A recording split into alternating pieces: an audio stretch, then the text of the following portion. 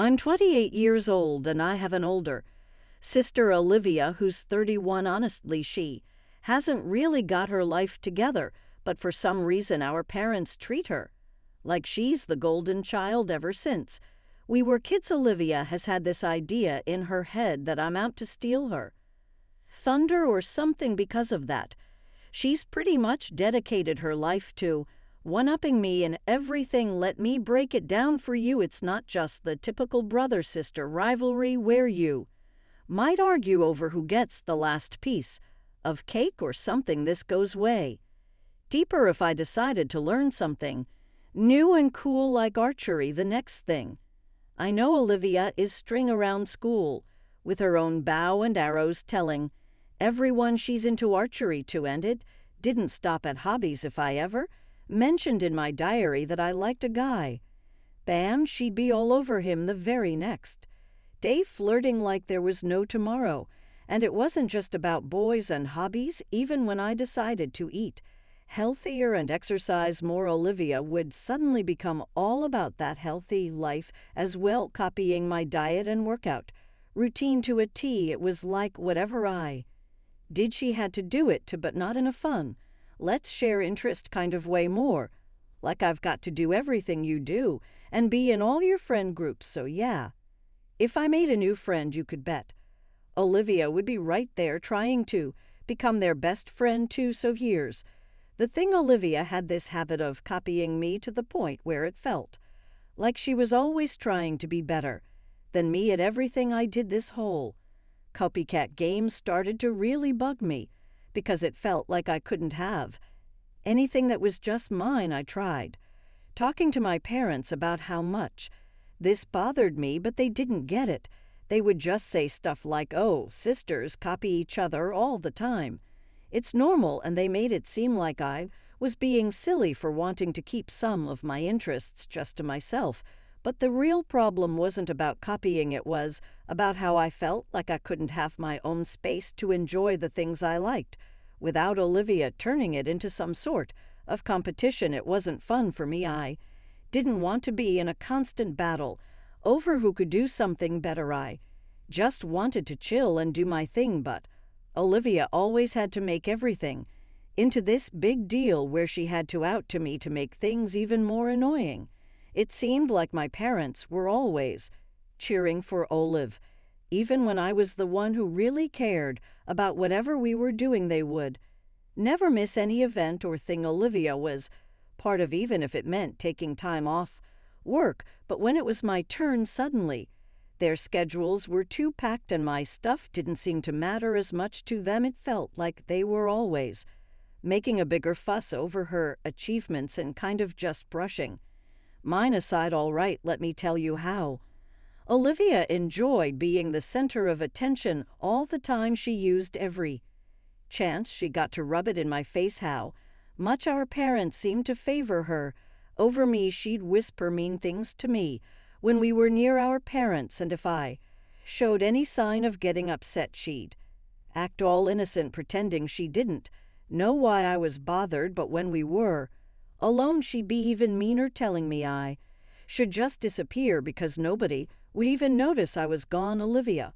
would also tell me to stop being sad about always being in second place to her and everything, but her mean behavior didn't stop with just words. She actually bullied me physically at school a bunch of times. She'd do things like trip me on purpose where everyone could see, or hit me, then say it was just a dare from her friends. When my teachers noticed what was happening, they called in my parents to talk about it. They were so serious, they even mentioned suspending me. My parents would tell the school that this was just sibling stuff and they deal with it at home. But at home, Olivia would twist the story, making it seem like from the beginning it seemed like I was the troublemaker, and Olivia's reactions were a result of my actions. Olivia had a talent for turning everything upside down, especially when it involved me. Our parents, bless their hearts, seemed to have blinders on whenever Olivia was involved. Even when she did something outrageously mean, they turned a blind eye if ever they came close to Questioning her actions, Olivia could turn on the waterworks like nobody's business. She'd sob and claim that I was fabricating tales out of sheer jealousy. Unfortunately, this defense worked every single time. My friends, who were true troopers through all of this, began calling Olivia out on her nasty behavior towards me. This seemed to be the cue for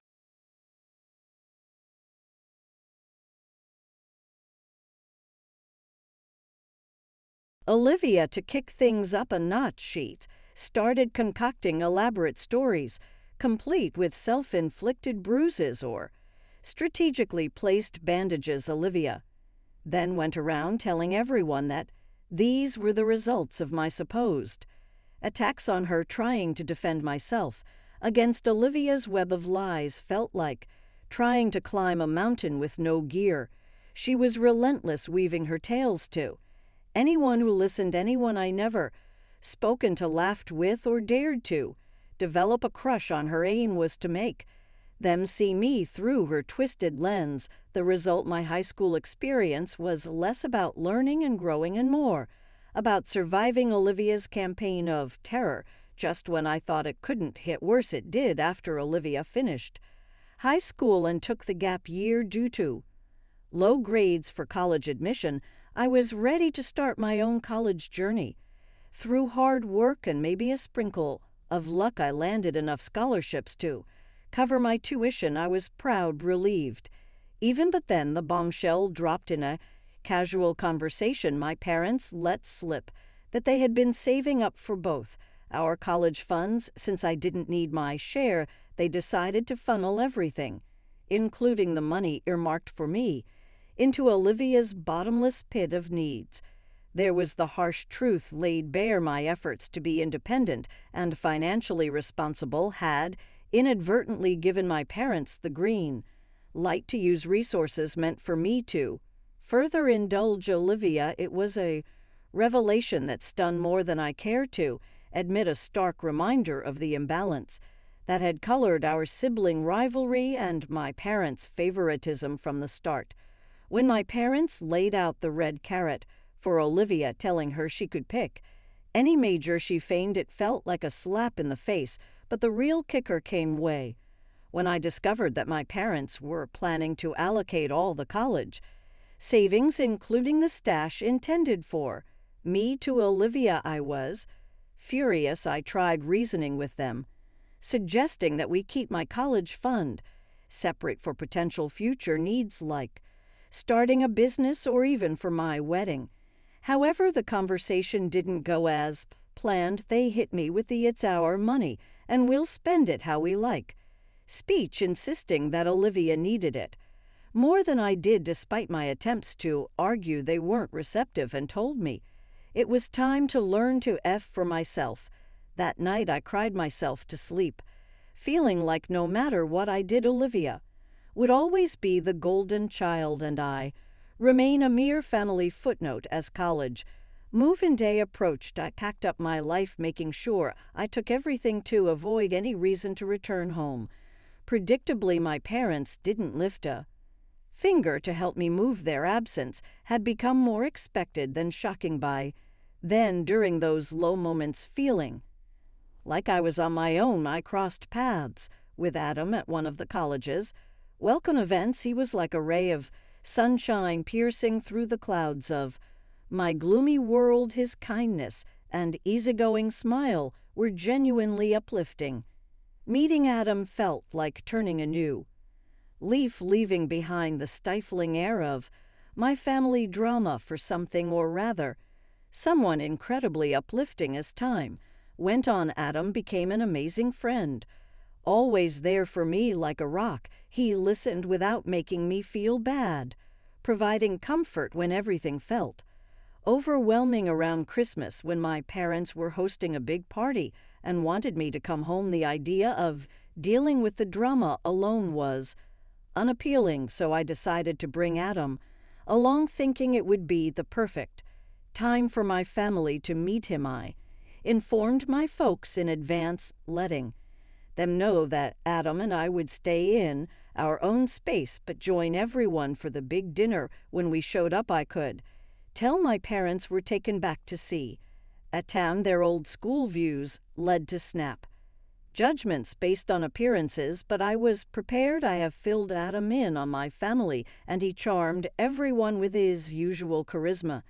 Even catching my mom off guard with a bouquet of flowers that night, Adam became the star of the show, dropping clever jokes and being his awesome self. He won everyone over with his friendliness, making a sweet speech thanking my parents for letting him join our family gathering. It was cool to see my cousins jokingly ask if he had any brothers, and I was genuinely glad to witness everyone taking to my boyfriend so well. However, I couldn't help but notice Olivia looking extremely annoyed, brewing in her own anger as the evening progressed. Olivia started drinking excessively and whispered things to some of our relatives. It was evident that she wasn't happy about Adam being there and seemed to be plotting something. Right in the middle of dinner, she blurted out loudly, asking me if Adam and I were serious. The sudden question made everyone stop and look at us without hesitation. I grabbed Adam's hand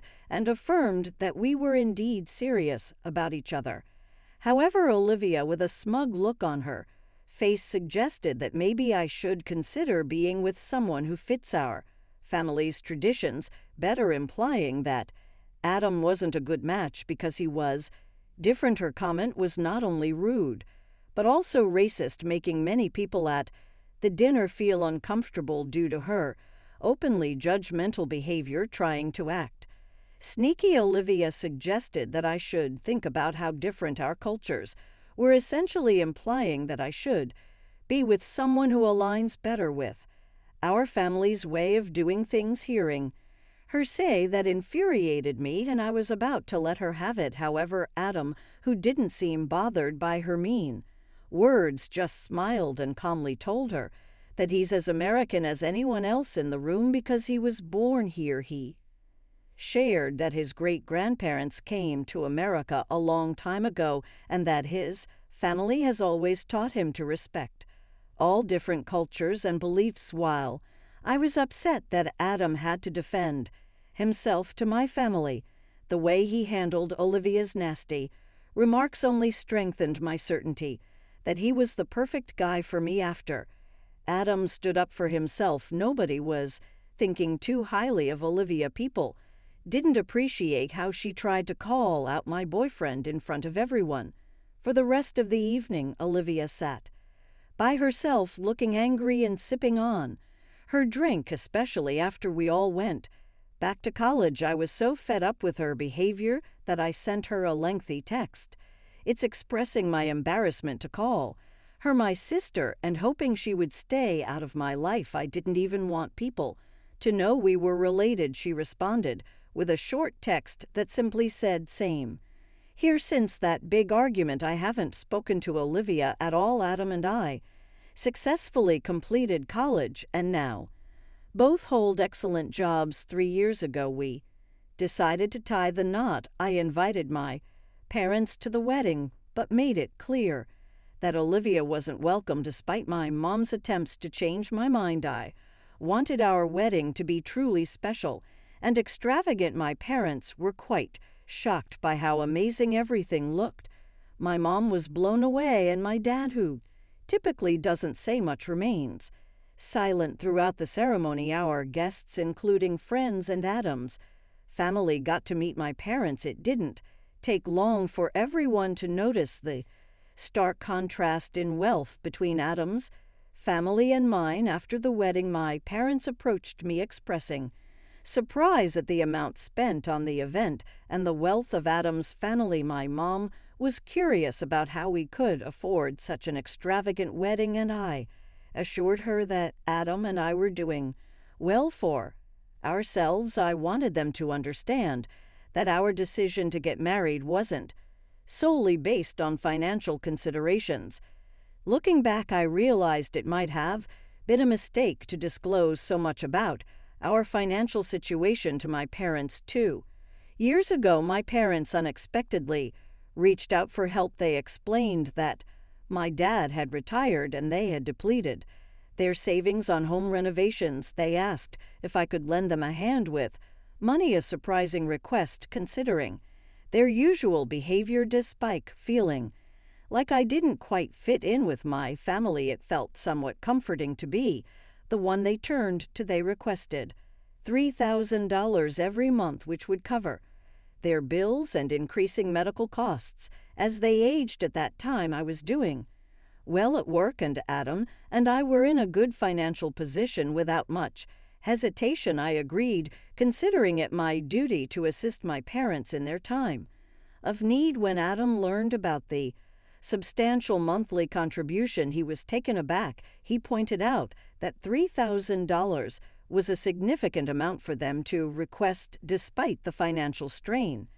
Adam and I were determined to help my parents, making the monthly transfers a routine. I never delved into the specifics of how they were using the funds during this period. I started feeling like there was an improvement in my relationship with my parents, although I wasn't certain whether their niece was genuine or just a reaction to the financial support they were receiving. It seemed like we were genuinely connecting. I entertained the idea of letting go of our challenging past and beginning anew, hoping for a happier future together. However, 2 weeks ago my phone exploded with calls from them right in the middle of an incredibly busy work day. Aware of my packed schedule, the numerous missed calls raised concerns, making me rush to call them back. My dad was on the other end, requesting me to visit their place urgently for an important conversation. Despite feeling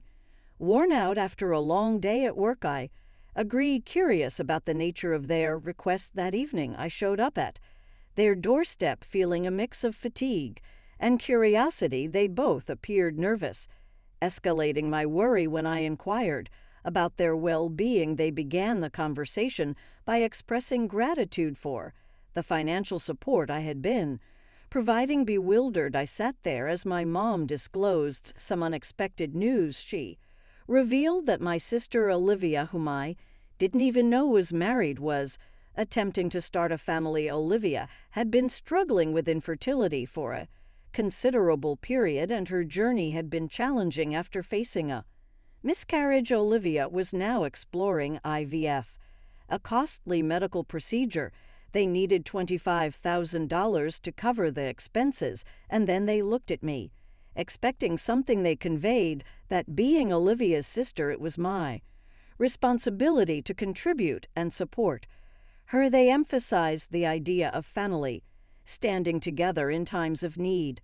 Listening to their request, I was completely taken aback. The notion that I should provide such a substantial amount for Olivia, especially considering our turbulent relationship, was mind-boggling. I reminded them of the strained dynamic between Olivia and me, emphasizing the difficulties she had caused during our upbringing. The idea of contributing such a significant sum just didn't make sense to me. My parents didn't appreciate my response. They argued that as Olivia's sister, it was somehow my duty to help her conceive a child. They even suggested that since I didn't have children of my own, the least I could do was assist in bringing a grandchild into the family to foster reconciliation. I expressed my sympathy for Olivia's struggles, but made it clear that I wouldn't simply hand over money as a gift. I offered to lend her the $25,000, but insisted on a legal contract outlining the terms of repayment. This suggestion angered my parents, who yelled at me, deeming it rude to consider making Olivia signed a contract when I had ample money at my disposal. According to my mom, I was being selfish, and Olivia needed the money more than I did.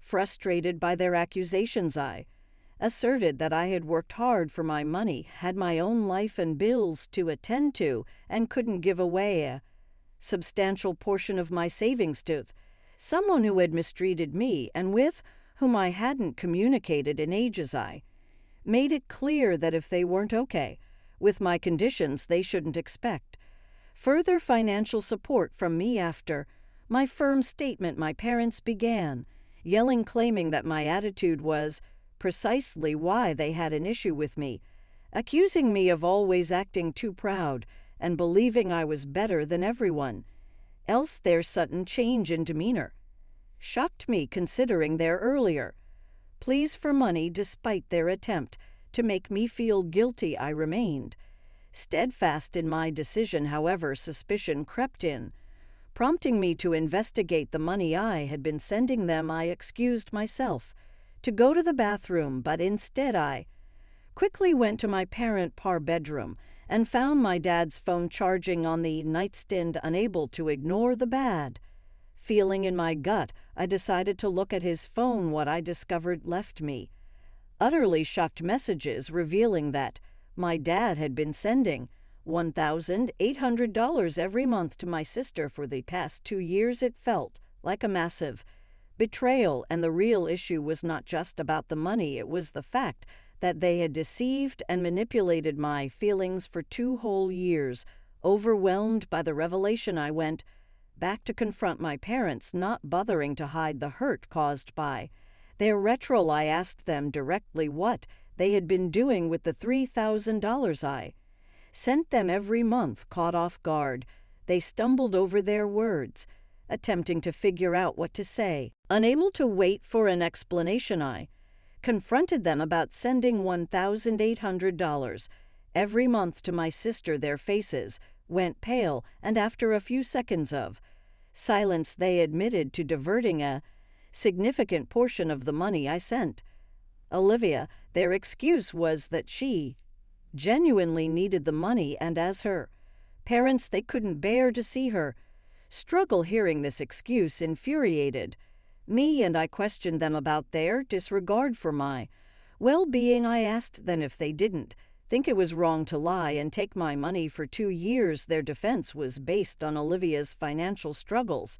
emphasizing that my sister and her husband didn't earn much. They tried to justify their actions by claiming that given my lavish wedding and well-paying job, they believed taking money from me wouldn't significantly impact me. They even mentioned that it was initially Olivia's idea, but they went along with it, thinking they were doing the best for their kids. However, this only intensified my feelings of anger and disappointment. At that point, I had reached my limit. I declared that I wouldn't provide them with any more financial support and that I was done backing them financially. My parents responded with desperation and anger, insisting that I couldn't just stop helping the family when they needed me. I laughed off their pleas and left their house experiencing a mix of emotions, including anger, sadness, and a sense of relief. Now, as I write this, my parents persistently call and beg me to reconsider, assuring me they won't take any more money if I don't completely cut them off. Despite their attempts to guilt trip me, I stand firm in my decision.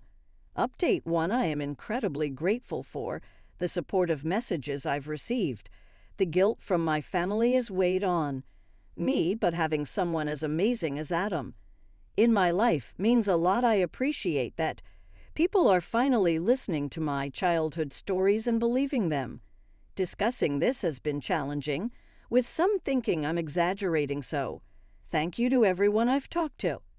Adam is equally upset about my parents deceiving me, and we decided not to let this happen again, regardless of their current circumstances. Meanwhile, my parents continued to call and text, apologizing, attempting to make me feel guilty, and begging me to change my mind.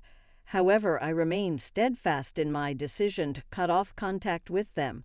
Update 2: It's been about 2 weeks since my last update, and something unexpected happened out of the blue. Olivia, my step sister, messaged me. I was surprised because I didn't even know she had my number. Instead of apologizing, she sent me a mean and lengthy text calling me selfish and childish, expressing her long-standing dislike for me. She even went so far as to label me a gold digger, making baseless accusations. Olivia claimed that I only married Adam for his money and insisted that I should share my wealth with our family because, well, we're family. She expressed regret for not being me to me.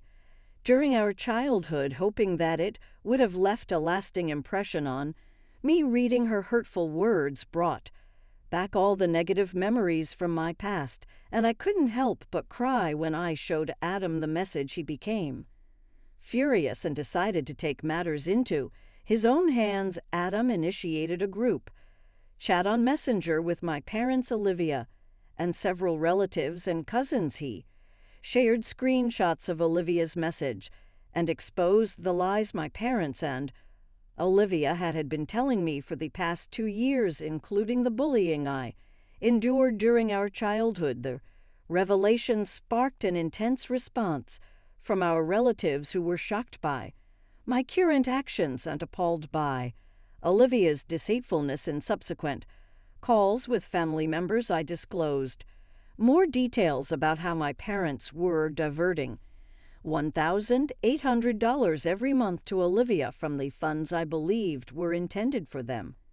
The pressure from our relatives embarrassed my parents, who reached out pleading with me to delete the group chat and pretend it never happened. However, Adam stood firm, refusing to let them off the hook. He warned them that any attempt to ask us for money again would result in legal action, hiring the best lawyers to take them to court. This threat scared them, and they refrained from contacting me. Other family members informed me that my parents were deeply ashamed, especially after addressing Olivia's actions. Despite their apology and newfound awareness, I decided to keep them out of my life, focusing on happiness with Adam, away from the drama. Update 3: I want to express my gratitude for the incredible support you've all provided. The overwhelming encouragement has been amazing, prompting Adam and me to consider seeking therapy to navigate the challenging emotions surrounding my decision to cut ties with my parents and the betrayal by my family. The silence from my parents and Olivia following Adam's stern warning assures me that they are too scared to reach out. Moving forward, I aim to prioritize self-care and concentrate on the positive aspects of my life, particularly my time with Adam. While challenges may arise, I remain hopeful that with the right support, things will improve. I hope this will be the final update on this matter.